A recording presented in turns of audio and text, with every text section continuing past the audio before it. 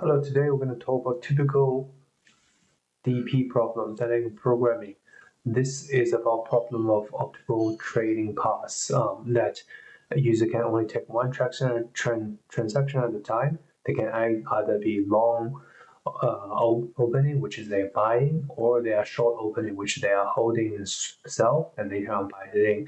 So as we see, the array of integers to indicate the price change. When fluctuating from 17982, there will be limit of two transactions, as a K number indicates. When the transaction limits as two, they have two opportunities to either sell or short. Sell as short or buy as hold, with two transactions. So this is a typical memorization problem. In order to get the max profit for the entire array, we have to memorizing each of the steps when we defining when it is selling, before selling and after selling, what will be the maximum profits for for previous steps, for the steps before the last step, so that it can be memorizing and prompting the optimal paths. In order to get the DP problem started, we need to define the state. The state defines as three, as a typical three positions in this options, either flat as we're not buying or not selling, or if I see opportunity, we could buy it in as a holding and then later on sell it at a different price, or short opening and sell it first and buy it later on. So there are three stages, and the tricky part that is the flat state can work with buy options. If flat and buy has already been started, then we're finding the maximum price for flat and buy. However, if the flat and sell is already started, we can't start the buy, and vice versa as well. Because there's only one transaction per time, sell and buy is only choosing one at a time. The other option will be excluding. Um, so in order starting with a memorization, we are looping through each of the price, as well as we're looping through how many transactions we could get. And we need to memorizing the state before we starting the transaction and after we starting the transaction to compare, is that to reach the verdict of is that a good transaction that we should start, or is that a transaction we should not start. So this is a code starting from defining the state, which will define three states as hold, buy, and sell. We're starting with the worst number possible as a minimum value, and we want to ensuring the minimum value is the worst state that as long as we're starting, the value should be increasing significantly. Should make a clear difference that it's definitely larger than the value that we're getting. For the maximum profit functions, starting we're initiating the range of state, and we're setting the first stage as how we see the DP's problem as starting position 1, profit will always be 0. So the hold stage is 0. When we're looping through the price, we are initiating the next stage of dynamic storing. Why this is important is we need to differentiate what's a previous stage versus the new stage. And also later on, we're going to swap out these two stages together and using the DB as always as a base. But in here, we know we're picking price from the array and trying to loop through the existing DP to see the price impact on the DP. So when we're going through the next stage, we know there are limited transactions we can make. We're going through the transactions. There are two transactions allowed. We're going through each of the transactions at a given time, because if it's only one transaction allowed, uh, we're only going to we're only going one, and two transactions allowed, we're only going two, and um, there will be a previous state that is impacted. That's why we need to go with one extra, as how we impacting the one extra stage of how the stage will be memorized. So assuming this is starting from zero, then we start initiating the next stage. Next stage holding will be memorized by the previous holding, where we're assuming the previous holding is true. Then we're trying to find what's the position of a buy now. The buy should be based on the existing buy and max compared with the holding position to minus a price. When the holding position minus price, this means we start buying options, and this buy can be happening or not. If this buy happens as a as as as a as a as an optimal option, as a better option to compare the holding versus the the default buy, then we're definitely picking the buying options. But if it's default with a buying option, we're choosing with a buying option. Also with a sell, it's the same. We're comparing the default sell with a previous holding option plus the price, which we are shorting it, right? And then when the transaction is already happened, starting as a second transaction now we can initiating the holding price now. The holding price will be determined by the existing holding, as how we said it in the first time, comparing to the previous buy-in plus a price. Because the previous buy-in, if there is a previous buy, assuming the previous buy has already happened, then this is the time for us to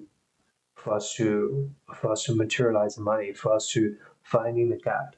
Because in previous iteration we already deduct the price, and right now as a current position we are getting the new price, which is new, will be the new price that we're getting on the second transaction. And this will be determining the position of this current holding.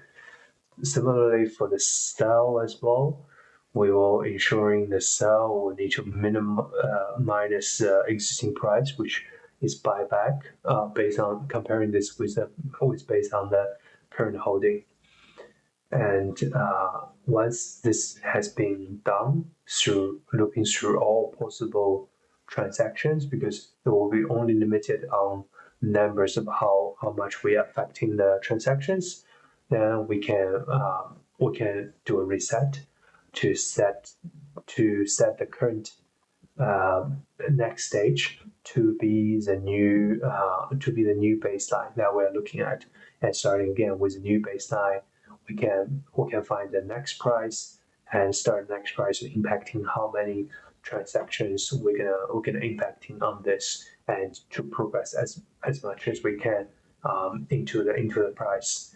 And finally, once we've done through this, the holding should be holding the maximum price, since back on holding, the transaction should reset to be zero. When the transaction start reset to be zero, we simply just need to find out the maximum value from the transaction holding into the final answer. Now, then that's how we get the maximum profit. To testing on this existing volume, as we can see, this is exactly the results we're looking for. And when we're starting on 0, -1, and 1, which will be this line printing out as the first price. One has been going through the loop, and we set the initial holding as 0, and buying and selling all make its position to be -1 and +1, and then with the rest of the values, it stays the same, and it's just impacting each of the number to be either -1 or +1 to be from the existing value. And going again on the second loop when the price becomes 7, this is started getting interesting as 7 goes through impacting the holdings now. And when we're going through the 7 on the second price, when we're comparing this buy-in, comparing the DPI's holding -7, which is -7, comparing the current buy, which will be the -1, which means it should not, at the 7 point, it should not keep buying again because we already buy it once. We buy it as -1 price. Buy it again, we'll get it worse. But keeping the current holding position will make more sense. And when we're selling it, we know the price sell can compare the current DPI sell which is this cell comparing to the holding plus the price, which holding going to be 0 plus 7, which is going to be 7, which obviously means in here my sell position will be 7, which will be higher. So the 7 is replaced in here. And also when I is higher, we'll go through the I's with a new stage, which the holding going to be start getting updated. The second transaction, which will make impacting the holding to be 6, because the holding will be based on the holding price, which is 0, with the -1 buy, -1 plus the price as 7, as -1 plus 7 to be 6. Or it will be the 0 with -1 sell, which is 1, -7, which will be -6. So obviously 6 is bigger, so the 6 will be updated in here. As we further updating this, this price will be -7 again, since this is still pretty far away. It's not coming to the composition, because in the second stage of the holding buy and sell is not fully initialized yet, and we just going through this as how we based on the previous hold buy sell. It's not making sensible options, like all the values in here is not making sense, so we can skip on that. And when it comes down to 9 options, that's the same. We're not buying again because the number is increasing, but we can sell again because the sell position will get it higher, and the holding will initially will sell same again, make it higher, and this value will be computed based against the previous holding and sell values, which will be -3 and 15.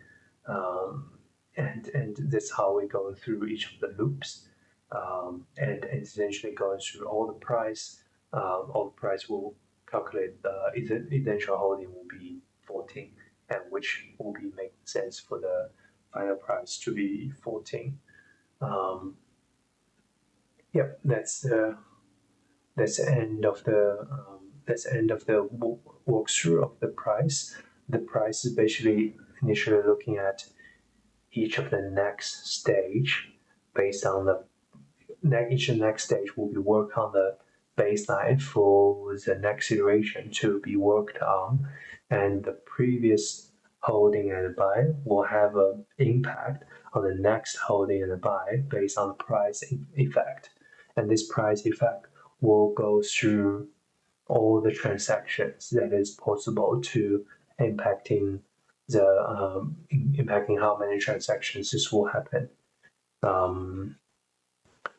And similarly for this as well, this will this will calculate the hold.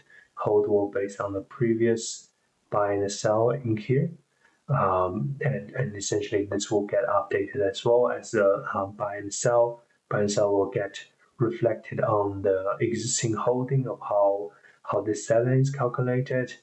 Yeah, that's a memorization, memorizing the previous buy and sell to determine the current hold, and then from the current hold determine the next buy and sell to get the maximum number. And at the end, the number will be the maximum holding of the positions. Yeah.